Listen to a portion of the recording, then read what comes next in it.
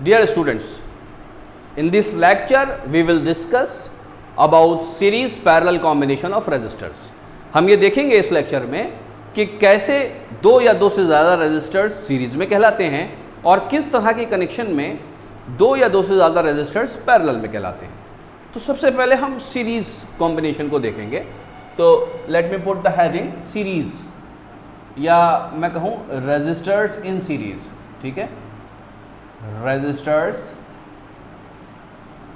इन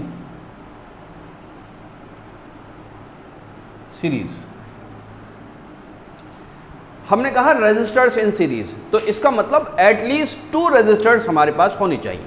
ठीक है, तो मैं सबसे पहले एक रेजिस्टर बना दूं।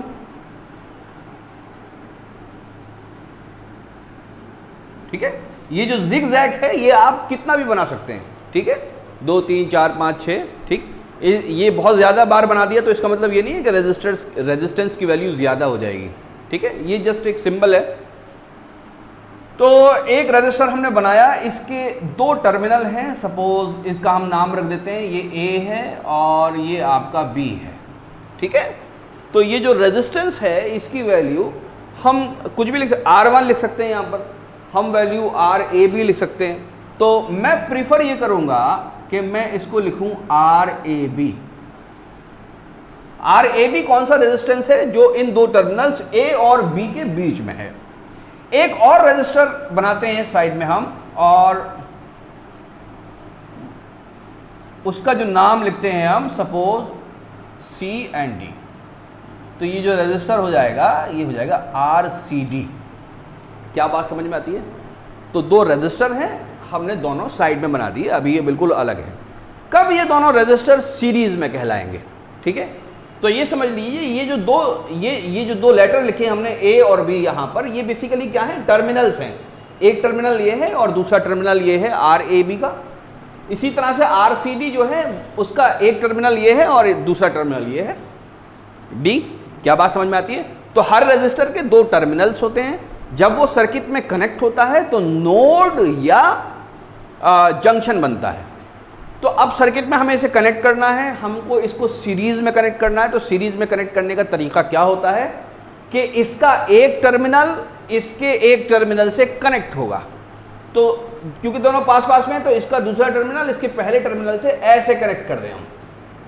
ठीक है, हमने क्या किया? ये कनेक्ट कर दिया। तो अब B और C बेसिकली एक ही टर्मिनल बन गए। हम इनको चाहे B लिखें चाहे हम इनको C लिखें। तो ये दोनों रेजिस्टर दिखेंगे कैसे हमें?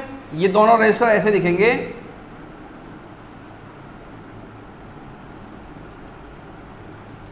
ऐसे दिखेंगे। ये आपका A है, ये आपका D है, ये आपका RAB है और ये आपका RCD है। RAB को अगर मैं R1 लिखता, इसको मैं R2 लिखता, तो ये मेरा R1 हो गया, ये मेरा R2 हो गया। अब इसी को और हम स्पेसिफिकली लिख देते हैं। ठीक है, ये 2 टर्मिनल A और D, तो अब मैं इसको R1 और R2 ही लिखूं। अगर इस तरीके से कोई 2 रेजिस्टर्स कनेक्टेड होते हैं तो वो सीरीज में कहलाते हैं। कंडीशन क्या है वो समझ लीजिए। कंडीशन ये है कि ये जो बीच वाला पॉइंट है, ये जो बीच वाला टर्मिनल है जिसको हमने कनेक्ट किया है, इसको हम क्या बोलते हैं? ये जो हमने कनेक्ट यहां पर किया इसको हम बोलते हैं नोड। क्या बोलते हैं? नोड। अगर ये नोड है तो ये सीरीज में कनेक्शन है। अगर ये कब नोड नहीं होती वो समझ लीजिए। सपोज 2 रेजिस्टर ऐसे कनेक्टेड हो, ये ऐसे मैंने कनेक्ट किया, suppose it is R1 and it is R2, और कोई तीसरा रेजिस्टर इस तरीके से कनेक्टेड है यहाँ पर, और जब हम करंट फ्लो कराते हैं A to B, यहाँ से यहाँ करंट फ्लो कराते हैं, सपोज ये कोई करंट I1 फ्लो कर रहा है, तो यहाँ पर I1 पूरा ना पहुँचकर I2 पहुँचता है और I1 का एक पार्ट I3 बाईपास हो जाता है इधर की तरफ। तो इस केस में ये जो टर्मिनल है ये बेसिकली कहलाएगा जंक्शन। क्या बात समझ में आ जाएगी? तो ये जो पर्टिकुलर केस है, इस पर्टिकुलर केस में R1 और R2 सीरीज में नहीं कहलाएंगे। ठीक है, क्योंकि एक तीसरा रेजिस्टर इस नोड पर कनेक्ट हो गया और नोड से इसने इसको जंक्शन बना दिया। तो यहां पर हम क्या कहेंगे? R1 and R2 are not in series. यही सबसे ज़्यादा इंपॉर्टेंट बात है, या यही सबसे ज़्यादा कंसेप्चुअल बात है कि कब दो रेजिस्टर सीरीज में नहीं होते हैं। ठीक है, ये भी दो रेजिस्टर कनेक्टेड हैं बिल्कुल ऐसे ही, ठीक है, लेकिन ये दोनों रेजिस्टर सीरीज में नहीं है। क्यों सीरीज में नहीं है? क्योंकि ये जो बीच वाला जो टर्मिनल था ये अब नोड ना होकर ये जंक्शन बन चुका है। जंक्शन का मतलब एक ऐसा पॉइंट सर्किट के अंदर जहां पर तीन तरफ करंट जा सकता हो, जहां तीन डायरेक्शन हो। जैसे रेलवे लाइन पर हम अलीगढ़ को जंक्शन कहते हैं, दिल्ली को जंक्शन कहते हैं। बात समझ में आती है? जंक्शन, अलीगढ़ को जंक्शन क्यों कहते हैं? Suppose this is Aligarh, ALGN है ना, ALJN कहते हैं। अगर इससे पूरब की तरफ चले जाएं तो हम किधर जाएंगे? कानपुर की तरफ जाएंगे। और अगर इससे थोड़ा सा नॉर्थ ईस्ट की तरफ चले जाएंगे तो हम किधर चले जाएंगे? हम मुरादाबाद चले जाएंगे।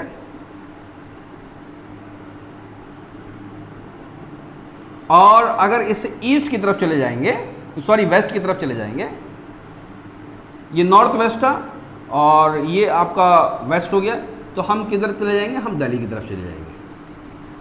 तो रेलवे में भी इसी तरीके से नाम रखा जाता है कि अगर कोई स्टेशन ऐसा है कि वहां से हम तीन तरफ जा सकते हैं, तीन या तीन से ज्यादा तरफ जा सकते हैं, तो फिर अब उसको हम स्टेशन नहीं बोलते हैं, हम उसको जंक्शन बोलते हैं। इसी तरह से सर्किट के अंदर अगर कोई टर्मिनल ऐसा है कि तीन तरफ करंट जा सकता है तो वो नोड ना बोलकर जंक्शन बोला जाएगा, और जब भी जंक्शन होगा तो उसके दोनों तरफ के रेजिस्टर सीरीज में नहीं होंगे। This is the concept. बात समझ में आ गई? तो ये दो रेजिस्टर सीरीज में होंगे अगर ये बीच वाला जो टर्मिनल है वो आपके नोड है। तो अब सवाल ये आता है कि इन दोनों, ये जो दो टर्मिनल हैं ए और बी, इनके बीच का इक्विवेलेंट रेजिस्टेंस कितना?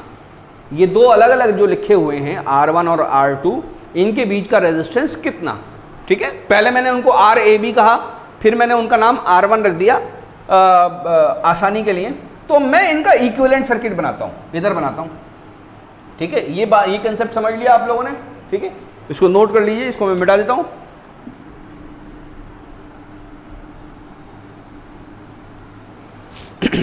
तो इसका इक्विवेलेंट सर्किट बनाता हूं, इक्विवेलेंट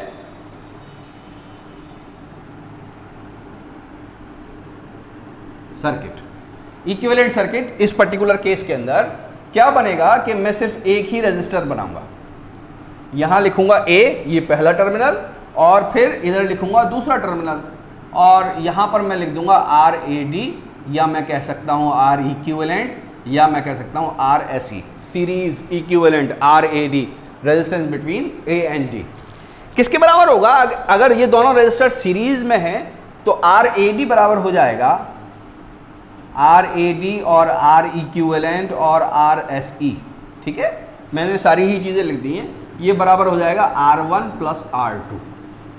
इसको सिंपल ये एल्जेब्रिक सम हो जाएगा R1 प्लस R2, और ये नेगेटिव नहीं होता, ये बात याद रखिएगा। एक सेकेंड,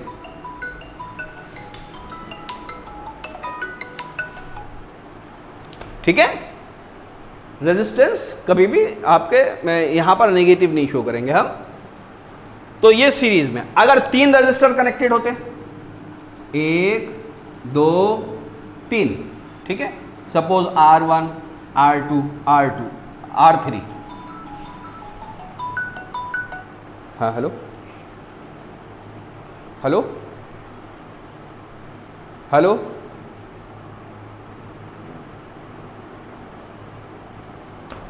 तो तीन रेजिस्टर जो कनेक्टेड हैं बीच में, ये अब यहां पर दो नोड आएंगे। अगर इनमें से एक भी जंक्शन हो गया तो ये सीरीज में एक नोड ये, एक नोड ये। तो यहां suppose this terminal is A, this terminal is B, तो यहां पर RAB किसके बराबर हो जाएगा? RAB बराबर हो जाएगा R1 plus R2 plus R3। ठीक है, तो जो भी रेजिस्टर होगा वो किसके बराबर हो जाएगा? तीनों रेजिस्टर्स के सम के बराबर हो जाएगा। क्या ये बात समझ में आती है? If there are n resistors connected in series, then what will be the value of the equivalent resistance that we are going to find? तो मैं यहां पर लिखूंगा if n registers are connected in series, ठीक है। n register series में connected है, मतलब एक रजिस्टर ये, फिर दूसरा रजिस्टर ये, और इस तरह से चलते चले गए, और ये n, suppose this is R1, this is R2 and this is Rn। क्या बात समझ में आती है? अगर n रजिस्टर्स ऐसे सीरीज में कनेक्टेड हैं तो वैल्यू किसके बराबर होगी? Suppose this is A, this is B, तो हम इसका इक्विवेलेंट सर्किट बनाएंगे, तो यहाँ पर हम A लिखेंगे, यहाँ पर हम B लिखेंगे, ठीक है। और ये सपोज RAB होगा, या इसको हम RSE बोल सकते हैं, या इसको हम R इक्विवेलेंट बोल सकते हैं, ठीक है, कुछ भी बोल सकते हैं। तो ये RAB किसके बराबर होगा? यहाँ पर ये बराबर होगा R1 प्लस R2 प्लस, कहाँ तक चलते चले जाएंगे जोड़ते हुए? Rn तक चलते चले जाएंगे। क्या ये बात समझ में आ रही है? बहुत सिंपल। अब इसकी खास बात बताता हूँ मैं आपको, इसको आप नोट करिएगा, आप कंसेप्ट वाली बात बताऊंगा मैं। देखिए, सपोज एक रजिस्टर है 100 ओम का, एक रजिस्टर है 50 ओम का, एक रजिस्टर है 1 ओम का, ये ऐसे सीरीज में कनेक्टेड है।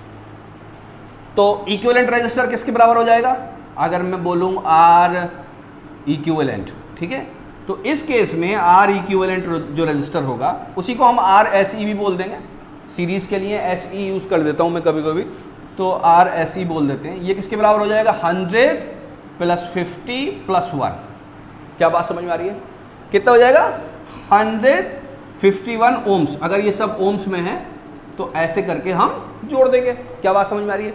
याद रखिएगा कि सीरीज रजिस्टर हमेशा सबसे बड़े रजिस्टर से भी ज्यादा होगा।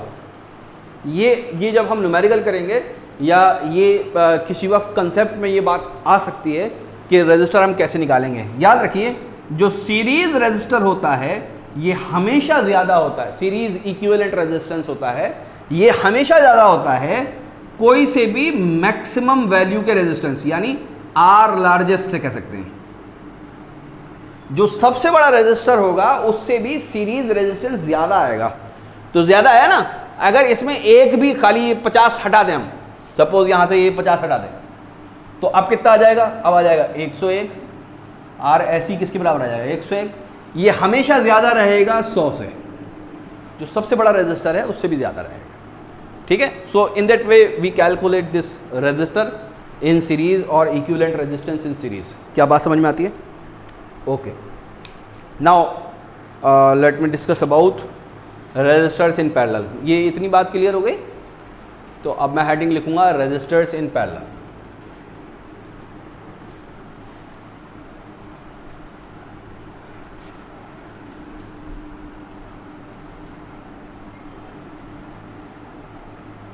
ठीक है, तो सीरीज मिटा देता हूं मैं, पैरेलल लिख देता हूं, रेजिस्टर्स इन पैरेलल। कब दो रेजिस्टर्स पैरेलल में होते हैं? अभी हमने देखा एक रेजिस्टर के दो टर्मिनल होते हैं, तो वैसे ही बना लेते हैं। एक रेजिस्टर ये, सपोज इट इज R1, और दूसरा रेजिस्टर ये, सपोज इट इज R2। इनके दो टर्मिनल थे। सीरीज में हम क्या करते थे कि कोई सा भी एक टर्मिनल पहले रेजिस्टर का, कोई से भी एक टर्मिनल दूसरे रेजिस्टर से कनेक्ट कर देते थे, और बाकी जो दो रेजिस्टर बचे उनको एक्सटर्नल सर्किटरी के लिए छोड़ देते थे। क्या बात समझ में आती है? यहां हम क्या करते हैं कि ये जो दोनों टर्मिनल हैं दोनों रेजिस्टर के, इनको हम कनेक्ट करते हैं, ठीक है, इसको इससे कनेक्ट कर देंगे, ठीक है। और ये जो दो टर्मिनल हुए, सपोज ये A था, ये B था, ये C था, ये D था, ये दोनों टर्मिनल, इसको अब आप चाहे A बोलिए चाहे C बोलिए, इसको B बोलिए चाहे आप D बोलिए। अगर इस तरीके से दो रेजिस्टर्स हमने कनेक्ट कर दिए तो ये पैरेलल में होंगे, बाकी इनके दोनों टर्मिनल हजारों लाइन से और कनेक्ट हो जाएं, फर्क नहीं पड़ता कोई, ठीक है। ये दोनों जरूर कनेक्ट होने चाहिए, इन दोनों के बीच में कोई तीसरा रेजिस्टर कनेक्ट नहीं होना चाहिए, ठीक है। अब देखिए और कैसे हो सकता, तो ये दोनों पैरेलल में कहलाएंगे, ये दोनों कैसे कहलाएंगे, both of these resistances are connected in parallel. क्या दो से ज्यादा रेजिस्टर भी पैरेलल में कनेक्ट हो सकते हैं? यस, दो से ज्यादा भी हो सकते हैं। जैसे मैंने एक रेजिस्टर ये बनाया, एक रेजिस्टर ये बनाया, एक रेजिस्टर ये बनाया, तो इन तीनों लाइन को कनेक्ट कर दिया, इन तीनों लाइन को कनेक्ट कर दिया, तो ये जो टर्मिनल आए ए और बी, यहाँ पर R1 था, यहाँ पर R2 था, यहाँ पर R3 था, ये तीनों रेजिस्टेंसेस R1, R2 और R3 पैरेलल में कनेक्ट हो गए। कितने रेजिस्टर कनेक्ट हो सकते हैं? nth, है ना, Rn रेजिस्टर्स पैरेलल में कनेक्ट हो सकते हैं। अभी हम वैल्यू निकालेंगे, इनकी वैल्यू किसके बराबर होती है। सबसे पहले हम ये देख लें कि दो रेजिस्टर पैरेलल में कब कनेक्ट नहीं होंगे। सपोज एक रेजिस्टर ये है और दूसरा रेजिस्टर ये है, इसको हमने इससे कनेक्ट कर दिया, ओके।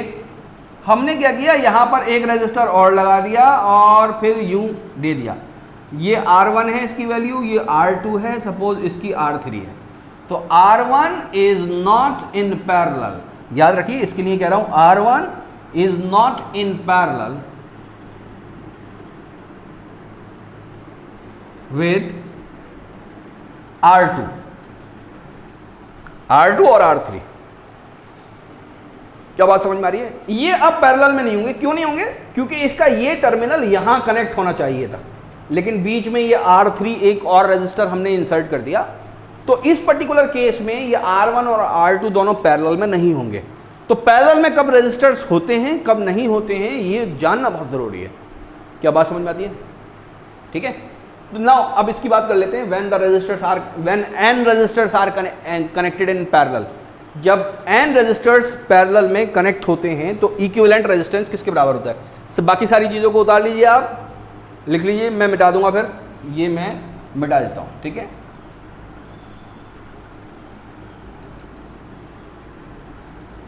तो मैं हेडिंग क्या लिखूंगा? व्हेन n, स्मॉल n बनाया तो यहां इसको स्मॉल n कर देते हैं। When n resistors are connected in parallel, जब n रेजिस्टर्स पैरेलल में कनेक्ट होंगे तो इक्विवेलेंट रेजिस्टेंस किसके बराबर होगा? ध्यान से समझिए, इस पर्टिकुलर केस के अंदर अगर इसका मैं इक्विवेलेंट सर्किट बना दूं, तो इक्विवेलेंट सर्किट में तो सिर्फ मैं एक ही रेजिस्टर बनाऊंगा और इसको मैं RP बोल सकता हूं, इसको मैं R इक्विवेलेंट भी बोल सकता हूं, इसको मैं RA भी बोल सकता हूं। RP मतलब resistance in parallel, R equivalent मतलब equivalent resistance when the resistances are connected in parallel, RAB मतलब resistance between A and B। तो ये तीनों नाम हम बोल सकते हैं। तो इस पर्टिकुलर केस के अंदर ध्यान से सुनिए कि R इक्विवेलेंट या R पैरेलल किसके बराबर होगा? तो reciprocal of the equivalent resistance in parallel will be equal to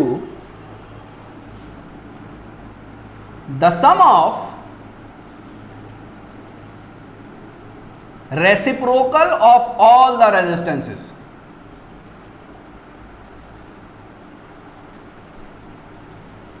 क्या बात समझ में आती है? जब सीरीज में कनेक्ट होते थे तो हम सारे रेजिस्टेंसेस की वैल्यू जोड़ देते थे। ये आता क्यों है, इसका हम डेरिवेशन 12th में कराते हैं। ऐसे आपके लिए तो ये डायरेक्ट ही है, ठीक है, आप डायरेक्ट फॉर्मूला यूज करेंगे। इस फॉर्मूले को समझ लीजिए कि जब पैरेलल में होते हैं तो reciprocal of equivalent resistance in parallel will be equal to the sum of the reciprocal of all the resistances. क्या बात समझ में आ रही है?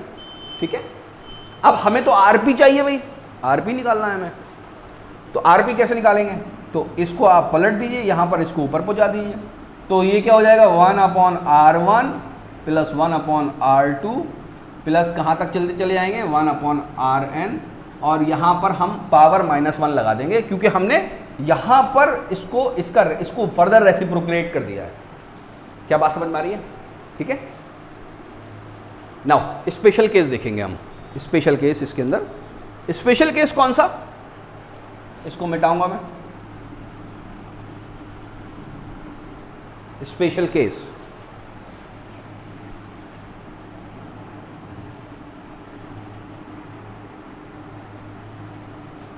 when two resistors are connected in parallel। जब दो रेजिस्टर्स पैरेलल में कनेक्ट होंगे तो क्या होगा? तो दो रेजिस्टर्स पैरेलल में कनेक्ट होंगे तो मैं सर्किट बना देता हूं, सिर्फ ये एक R1 बना, एक R2 बना, ये R1 है, ये R2 है, यहाँ मैंने A लिख दिया, यहाँ मैंने B लिख दिया। इनका इक्विवेलेंट रेजिस्टेंस कैसे बनेगा? सिर्फ एक ही बनेगा। सपोज मैं इसको RP कह दूँ, यहाँ मैं फर्दर A और B लिख दूँ। क्या बात समझ में आती है? ठीक है, ये दो रेजिस्टर्स मैंने ऐसे बना दिए। अब सवाल ये है कि यहाँ पर RP किसके बराबर होगा? यहाँ पर RP बराबर होगा 1/R1 प्लस 1/R2 का इनवर्स। यही तो होगा इस फॉर्मूले से। ठीक है, अब देखिए यहाँ पर आप एलसीएम ले लीजिए, एलसीएम प्रोडक्ट आ जाएगा क्योंकि दोनों वैल्यू अननोन है या दोनों वैल्यू लेटर्स की शक्ल में लिखी हुई हैं। ऊपर आएगा R2 प्लस R1, इसको मैं सीधा करके लिखूंगा R1 प्लस R2 और इसका रेसिप्रोकल आ जाएगा। तो RP किसके बराबर आ जाएगा? RP will be equal to, इसको उल्टा कर दीजिए और माइनस का साइन हटा दीजिए, ये हो जाएगा R1 R2 upon R1 plus R2। ठीक है, ये बेसिकली क्या हो जाएगा? प्रोडक्ट अपॉन सम। क्या बात समझ में आती है? When two resistors are connected in parallel, then equivalent resistance of the parallel combination will be equal to the product of the two resistances divided by the sum of the two resistances। क्या बात समझ में आ रही है? ठीक है, product upon सम ऐसे करके निकालते हैं।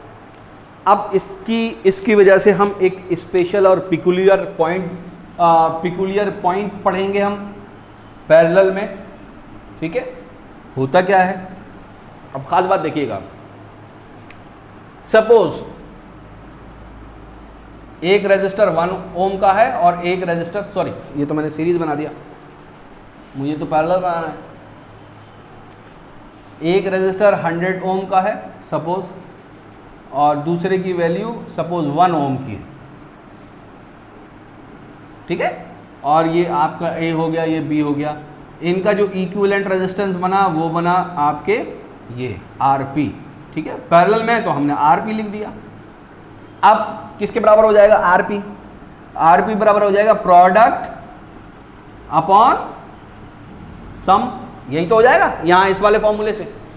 तो प्रोडक्ट कर दिया ऊपर 100 इंटू 1 डिवाइडेड बाई 100 प्लस 1, ऐसे ही तो निकलेगा। किसके बराबर हो जाएगा ये? 100 अपॉन 101। 100 अपॉन 101।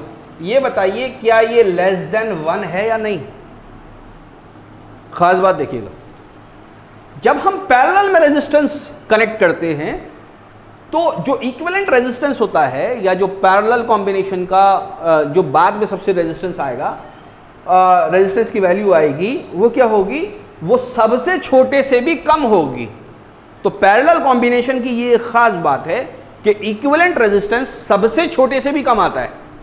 ठीक है, तो सबसे छोटा 1 था, अगर एक पैरेलल में और लगा देना 0.5 का, तो ये जो रेजिस्टेंस की वैल्यू है चाहे 2 हो चाहे 2 से ज्यादा हो, उससे फर्क नहीं पड़ता। जो इक्विवेलेंट रेजिस्टेंस की वैल्यू है वो 0.5 से भी कम आएगी अगर सबसे छोटा रेजिस्टेंस इसमें 0.5 हो और दूसरा वाला चाहे जितना भी हो। बात समझ में आई? तो these are the points related to series and parallel combination. अब मैं क्या करूँगा, वीडियो बड़ा हो जाएगा, अपलोड करने में प्रॉब्लम होती है बड़े वीडियो को। अब मैं ये करूँगा कि जो पिछले साल के क्वेश्चंस हैं मैंने जो छाटे हैं, ये 8 क्वेश्चंस हैं जो सीरीज पैरेलल कॉम्बिनेशन के ऊपर आए हैं। तो नेक्स्ट वीडियो में मैं इसको सॉल्व कर देता हूँ और सॉल्व करने का आपको तरीका बता देता हूँ कि करते किस तरीके से, क्योंकि अभी भी खाली इस बात से मामला हल नहीं हो पाएगा, क्योंकि 2 बार ऐसा हुआ है 2011 और 12 में और 2013 एंड 14 में कि सवाल ऐसे आए हैं कि सीरीज और पैरेलल कॉम्बिनेशन के बावजूद एक अलग कॉम्बिनेशन जिसको हम स्टार डेल्टा ट्रांसफॉर्मेशन कहते हैं, उस कॉम्बिनेशन पर सवाल आ गया है, तो उसका मैं आपको तरीका बताऊंगा, यूं चुटकियों में हो जाएगा मामला। ठीक है, तो ये सारे के सारे 8 क्वेश्चन मैं अभी हल करा देता हूं। इसके बाद फिलहाल मैं इसको अपलोड कर रहा हूं, इसको आप देखकर नोट्स बना लीजिए। याद रखिए ये कंसेप्ट आपके 12th तक काम आएगा। ठीक है, थैंक यू वेरी मच।